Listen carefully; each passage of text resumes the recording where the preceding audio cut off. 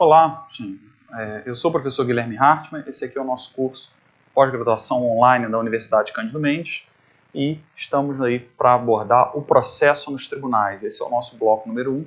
Vamos abordar a teoria dos precedentes judiciais. Veja bem, a temática envolve processo nos tribunais, mas a gente vai abordar vários temas aqui nesse nosso módulo, sejam recursos, sejam ações rescisórias, seja mandado de segurança no nome de competência dos tribunais, ação de homologação de decisão estrangeira, enfim, vários temas afetos aí ao processo nos tribunais. Deixa eu me apresentar. Eu sou o professor Guilherme Hartmann, sou advogado há mais de 15 anos, milito no Rio de Janeiro, na área civil empresarial. Fui para a área acadêmica, fiz mestrado e doutorado em Direito Processual pela UERJ. Sou professor adjunto da Universidade Federal do Rio de Janeiro, da FRJ, sou professor da Escola da Magistratura do Rio, sou professor da ANPERJ, da Associação do Ministério Público do Rio de Janeiro, enfim, e dou aulas, curso online aqui para vocês. Tá? Qualquer dúvida, vocês me encontram no Instagram, Guilherme K. Hartmann, ou no Facebook, Guilherme Cronenberg Hartmann, fica aí em divulgação aí, para divulgação de cursos, eventos, enfim, a gente ainda vai falar bastante sobre isso no decorrer do nosso módulo. Bom, aqui vamos abordar inicialmente a teoria dos precedentes judiciais. E por que eu estou falando isso logo de cara, né, se o nosso módulo é processo nos tribunais? É importante que vocês tenham isso em mente. A formação dos precedentes, a valorização dos precedentes trazidas pelo novo CPC, que é a Lei 13.105 de 2015. Bom, o novo CPC ele valoriza os precedentes judiciais. A gente vai entender o que é. E logo no capítulo que trata da competência dos tribunais, do processo nos tribunais, já começa com dispositivos relacionados justamente à atuação, né, da formação dos precedentes. Eu quero destacar a vocês o seguinte: o novo CPC é dividido em livros, né?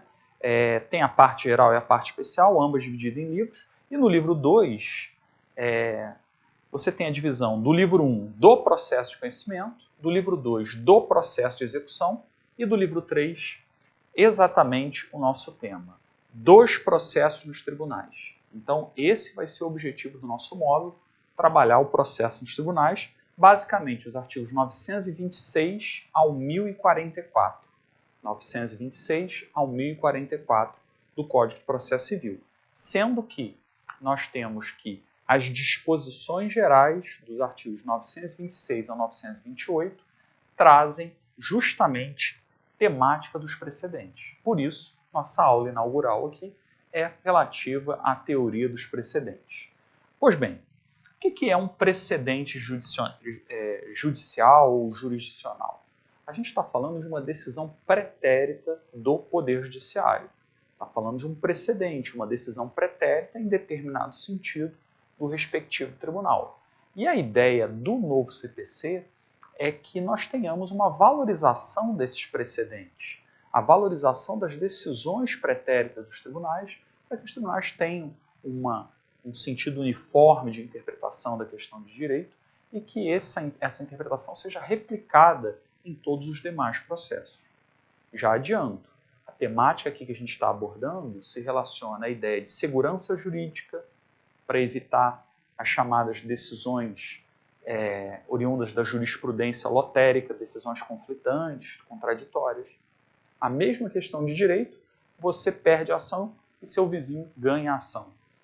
Jurisprudência lotérica, né? A ideia, né, de, repito, a mesma questão de direito ser interpretada de forma diferente em cada um dos processos ali ajuizados.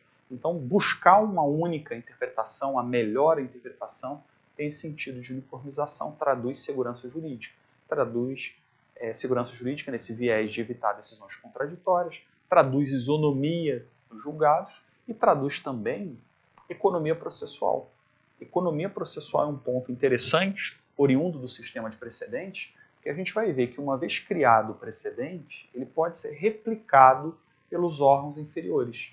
Uma vez podendo ser replicado pelos órgãos inferiores, você tem um ganho procedimental em todas essas ações. Tem situação que o juiz aplica filtro fundado em jurisprudência e encerra uma causa logo no início, porque você está pedindo algo contra a jurisprudência. Então, nitidamente, o sistema de precedentes ele traduz economia processual. E a gente tem que entender isso. Essa aula é justamente introdutória para todas as ferramentas que a gente vai estudar, porque aí depois fica fácil entender o julgamento de recurso especial repetitivo, o recurso extraordinário repetitivo, o IRDR, quer dizer, são ferramentas, instrumentos que merecem a análise justamente a partir dessa concepção.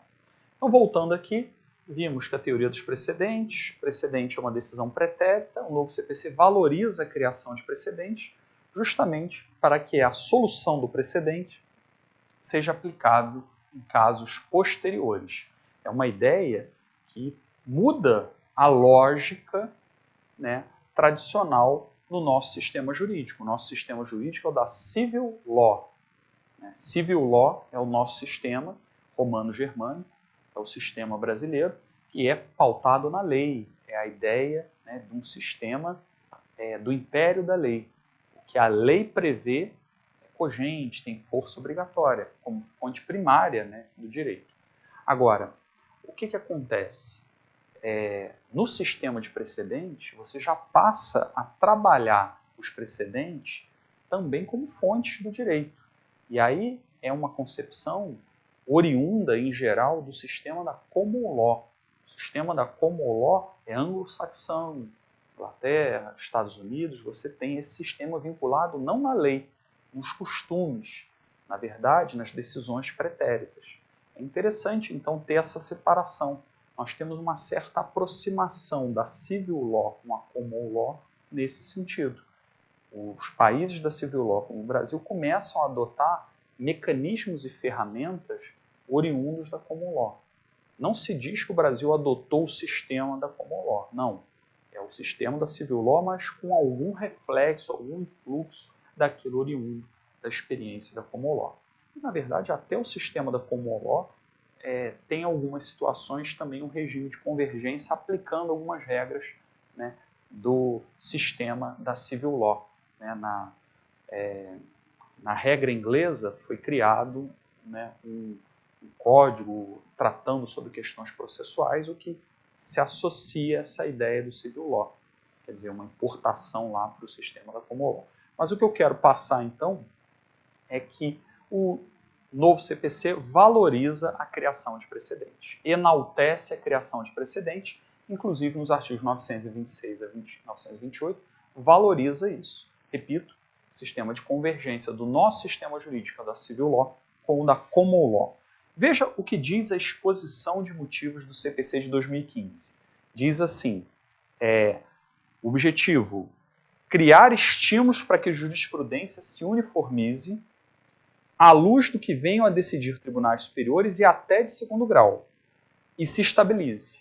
Olha as ideias aí de estabilização da jurisprudência, de uniformização da jurisprudência, é relevante. A exposição de motivos do CPC também diz proporcionar legislativamente melhores condições para operacionalizar formas de uniformização do entendimento dos tribunais brasileiros acerca de teses jurídicas e concretizar na vida da sociedade brasileira o princípio constitucional da isonomia. Estou falando assim, regra, expressão da própria exposição de motivos do novo CPC, valorizando a atuação dos tribunais nessa temática dos precedentes. E aí, dentro dessa concepção, vamos lá à lei, ao 926 do CPC. 926 ele diz, disposições gerais, né, lá no capítulo dos processos nos tribunais, aí dita, os tribunais devem uniformizar sua jurisprudência e mantê-la estável, íntegra e coerente. Vejam só a ideia aqui ampla, né, que o Código fala de uniformização de jurisprudência, ressaltando aquela lógica que nós falamos, né, sempre de atuar em prol, né, do enaltecimento aí da jurisprudência. No sentido aqui é trazer unidade ao direito. O sentido é trazer unidade ao direito, evitar, né, que um tribunal geralmente paradigmático, aquele que cria precedentes, tenha precedentes no sentido X e no sentido Y. Então, devem uniformizar, buscar o melhor caminho nos tribunais. E a gente vai ver que tem vários mecanismos para tanto. Além disso, deve manter a jurisprudência íntegra. Então, nos julgados que se sucederem, deve-se evitar que particularidades comecem a desintegrar o precedente. Então, deve-se respeitar, né, a ratio decidente, né, a razão de decidir do precedente, né, em processos posteriores. E, inclusive, a ideia de coerência, tá, também é uma lógica interessante. Então, estabilidade, evitar quebra da jurisprudência, integridade e coerência. Eu vou citar um julgado do STJ que trabalha o assunto. STJ, desde 2017, é DCL no RESP, que é STJ, Superior Tribunal de Justiça, em barras de declaração no recurso especial 1.577126 do Paraná. 1.577126 do Paraná diz: a integridade da jurisprudência exige que sejam evitados casuísmos e exceções fundadas em argumentos irrelevantes para a distinção, que é o chamado distinguish que a gente vai ver. Aí continua em relação ao precedente. Já o dever de coerência significa evitar a contradição entre os julgados, ou seja, usar os mesmos fundamentos determinantes, a razão de decidir, para os casos semelhantes, ainda que não tragam a mesma questão para o julgamento. Enfim, são visões aqui sobre a temática. Eu tenho até alguns enunciados de orientação que são aplicados, eu acho que vale a pena um estudo aqui passar para vocês. Veja só, o enunciado do FPPC, Fórum Permanente Processualista Civis, número 454. Ele diz assim: uma das dimensões da coerência que se refere ao caput de 926 consiste em os tribunais não ignorarem seus próprios precedentes. Fala até dever de autorreferência, FPPC 454. O próprio tribunal não ignorar seus próprios precedentes. Seria também algo que a gente acaba vendo acontecer, mas que deve ser, né, remediado aí a partir dessa visão do novo código. Outro enunciado do FPPC 349 dita: cabe... FPPC que eu queria destacar para vocês, o 453, me desculpem, 453. A estabilidade a que se refere o caput do artigo 926 consiste no dever dos tribunais observar os próprios precedentes. Percebam, a própria estabilidade e coerência são aproximados dentro desse enunciados aí 453 e 454. Veja o 455, também do FPPC. Uma das dimensões do dever de coerência significa o dever de não contradição, ou seja, o dever dos tribunais não decidirem casos análogos contrariamente às decisões anteriores, salvo distinção ou superação. Eu quero dizer que os assuntos eles acabam se ligando. Eu citei 3 enunciados que praticamente dá a impressão de dizerem a mesma coisa, porque os assuntos são interligados. O mais importante é você ter em mente esse dever de uniformização que aborda a ideia de estabilidade, coerência e integridade da jurisprudência. Só que aí vem um fator a destacar a vocês. Nós temos que dissecar a matéria para vocês compreenderem a ideia da teoria dos precedentes. E o primeiro tópico que eu queria colocar, são 6 tópicos que eu quero abordar com vocês nesse modo, o primeiro tópico é a formação dos precedentes. Vamos lá. Formação dos precedentes. A gente está trabalhando, então, a formação daquele precedente que vai servir como base, né, de interpretação para outros julgados.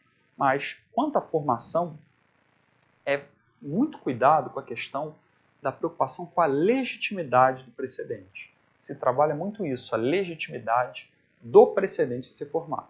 O problema não é ter um precedente vinculante. O problema é ter, na verdade, um precedente que foi formado sem o devido processo legal. Então, veja, dentre as preocupações, se a ideia é formar um precedente, o melhor caminho trilhado, né, para ser seguido pelos órgãos inferiores, a lógica é de que tenha uma ampla participação. Por isso, já tenho como norte que nos procedimentos para formação de precedente, você tem, em geral, a participação de amicus curiae ou amigo da corte. O sentido é justamente uma maior participação democrática. Eu cito como exemplos para vocês disso No capítulo do IRDR, que é um mecanismo de formação de precedentes, o incidente de resolução de demandas repetitivas, você tem isso no artigo 983 do CPC, que fala da participação do amicus curiae. O juiz pode até designar audiência pública para ouvir terceiros, seja pessoas físicas ou jurídicas, que possam trazer algum elemento ali que possa ajudar os magistrados na criação do precedente. Isso o 983.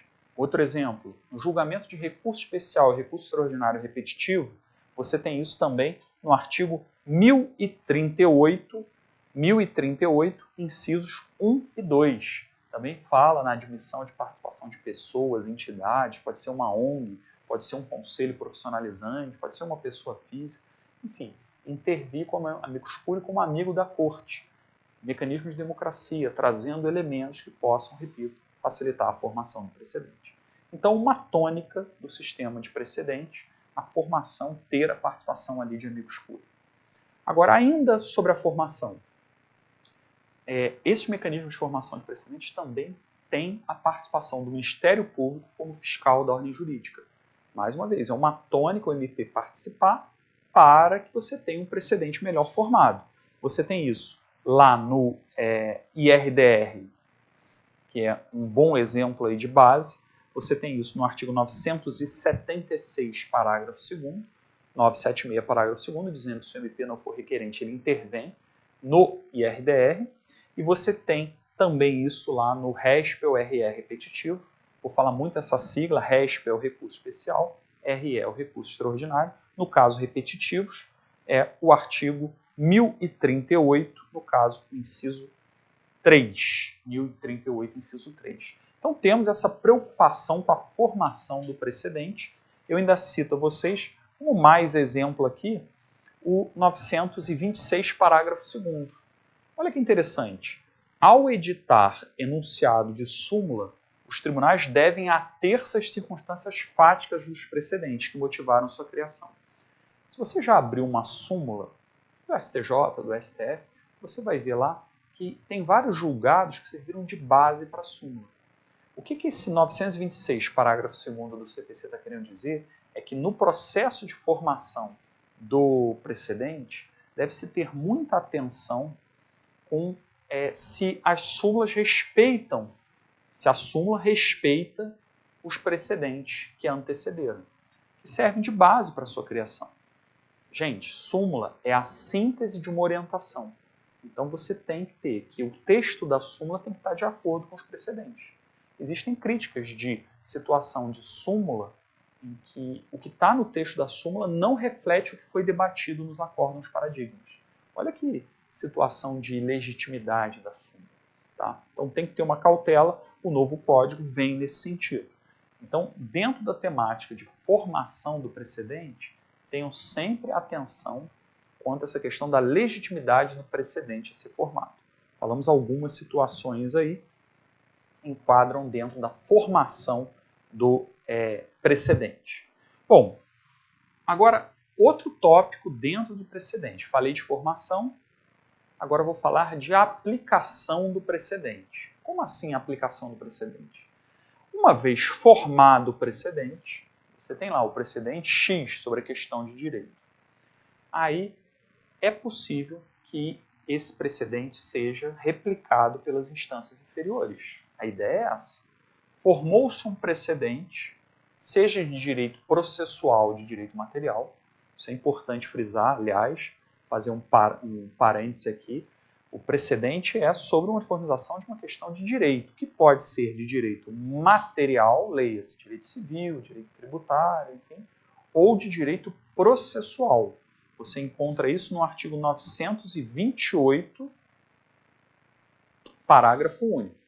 Tá? Costuma cair em prova, em questão objetiva, diz: julgamento de casos repetitivos tem por objeto questão de direito material ou processual. Mas não importa, questão de direito, ou uma ou outra, formou-se o precedente. Eu estou agora trabalhando com vocês a ferramenta de aplicação dos precedentes. Ou seja, municiar os órgãos inferiores da possibilidade de aplicarem o precedente em casos posteriores. Então, criou o precedente. A ideia é que o legislador municie, a ideia é essa mesmo, permita aos órgãos inferiores ferramentas de aplicação do precedente. E qual é a ideia? Que uma vez um órgão de primeira instância, um órgão de segunda instância, enfim, ao aplicar o precedente, que você tenha um ganho procedimental. A lógica é essa. Vejam, eu vou citar para vocês ferramentas de aplicação de precedentes e vocês vão ver como funciona. O artigo 332 do CPC é um exemplo. 332. E ele coloca que nas causas que dispense a fase instrutória, independentemente da citação do réu, julgará liminarmente improcedente o pedido que contrariar. Aí eles vejam, fala em enunciado, súmula do STF, do STJ, fala em entendimento do STF, do STJ em casos repetitivos, fala em entendimento firmado em RDR, ou seja, essas ferramentas aí de formação de precedente.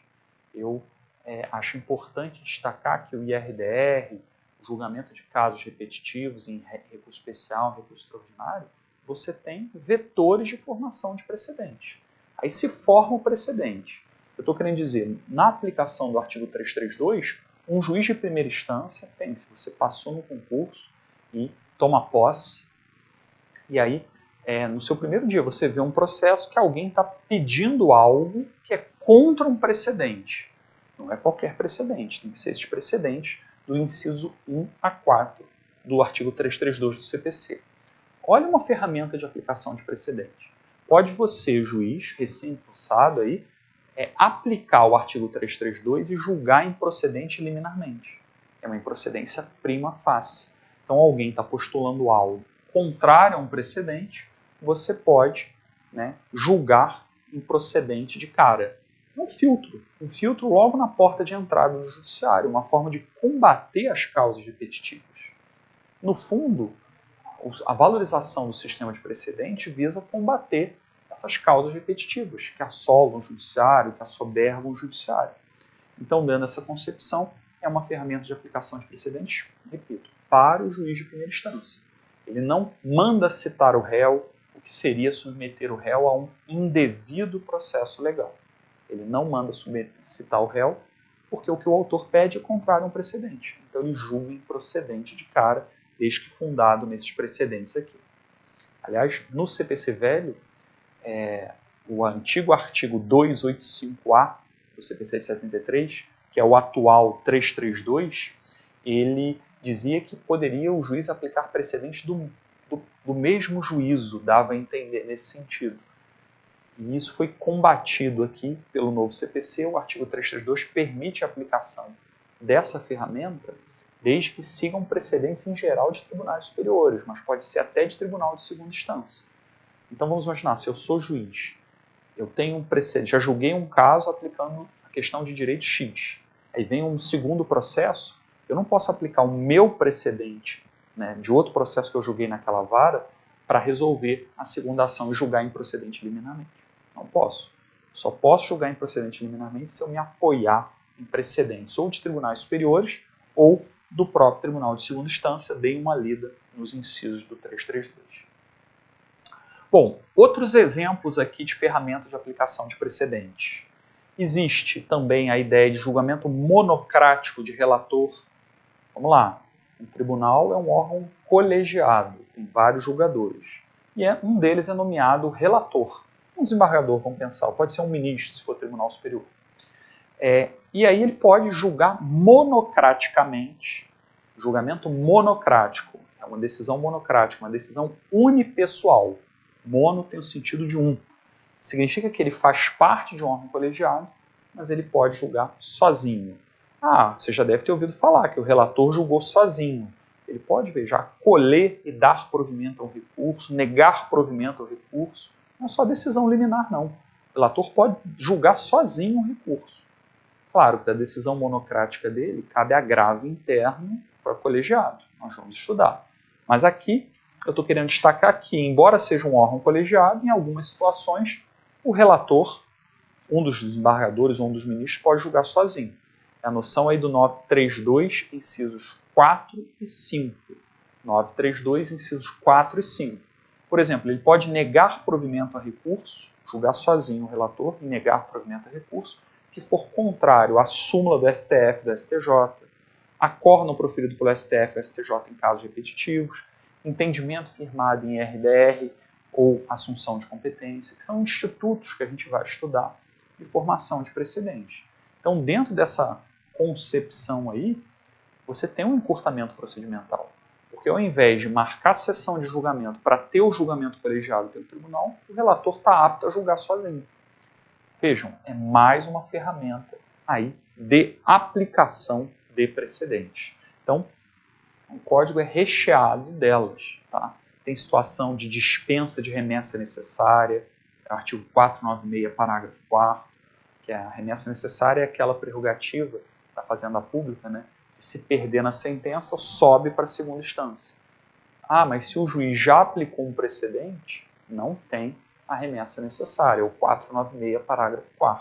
Enfim, são ferramentas aí que merecem a indicação dentro desse viés. E claro, quando aplicar o precedente, é importante destacar que os juízes e tribunais, o que vão fazer? Vão ter que fundamentar adequadamente a aplicação do precedente. Isso também é um viés, um olhar diferente para a teoria dos precedentes. Veja, é o 927, parágrafo 1º do CPC.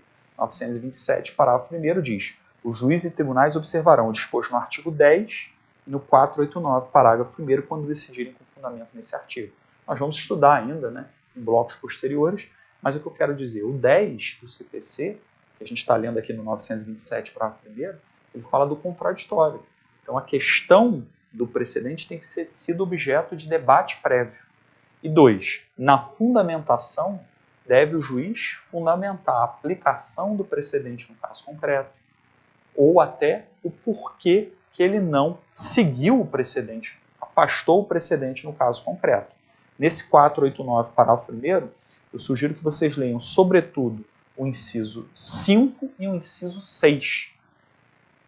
489, parágrafo 1º, inciso 5 e inciso 6, que diz que não se considera fundamentada qualquer decisão judicial, inciso 5, se limitar a invocar precedente ou enunciado de súmula sem identificar seus fundamentos determinantes, nem demonstrar que o caso sob julgamento se ajusta àqueles fundamentos. Aplica um precedente, mas não concretiza o precedente no caso concreto. Tem que demonstrar por que o precedente se aplica ao caso concreto. E o inciso 6 é quando deixa de seguir. Deixar de seguir enunciados de súmula, jurisprudência ou precedente invocado pela parte, sem demonstrar a existência de distinção do caso em julgamento ou superação do entendimento. Ora, se tem um precedente que a gente vai ver persuasivo ou vinculante, se o juiz não aplica, ele tem, claro, se ele foi aduzido, enfim, o juiz tem que justificar o porquê ele está afastando aquele precedente. Então, notem que na temática de aplicação de precedentes, nós temos essa lógica aí relevante de aplicação. Então, em síntese aqui, a gente estudou que o novo CPC valoriza até então os precedentes. A gente estudou até então que o novo CPC valoriza a criação dos precedentes judiciais, razão de isonomia, razão de segurança jurídica, no sentido, né, de combate às causas repetitivas, e nós podemos dissecar o tema na formação dos precedentes, a preocupação com a legitimidade, né, os processos de formação do precedente. A gente vai ver que existem vetores de formação de precedentes, como IRDR, julgamento de recurso especial extraordinário repetitivo, porque são procedimentos para formar um precedente. E vimos a aplicação dos precedentes, ou seja, municiar os órgãos inferiores para aplicar o precedente. Tem que ter contraditório, tem que ter fundamentação. Nós ainda vamos estudar outros temas relacionados aos precedentes, como composição, distinção, revogação do precedente. Eu encerro aqui agradecendo a atenção. Fico aqui de indicação o livro que eu participei, Petições e Prática Cível, da editora Ímpetus, com edição nova em 2019, segunda edição. Tem esse livro, tem petições, tem modelos até de requerimento de instauração aí dessas questões de precedente, alegação de distinguishing, de overrule, enfim, né? É uma temática interessante. Tá? Fica aí em divulgação a todos. Com essas informações, então, agradeço a atenção. Cito mais uma vez meu Instagram, Guilherme K. Hartmann, Facebook, Guilherme Cronenberg Hartmann, divulgação de cursos, eventos, Enfim, agradeço e encerro aqui. Até a próxima.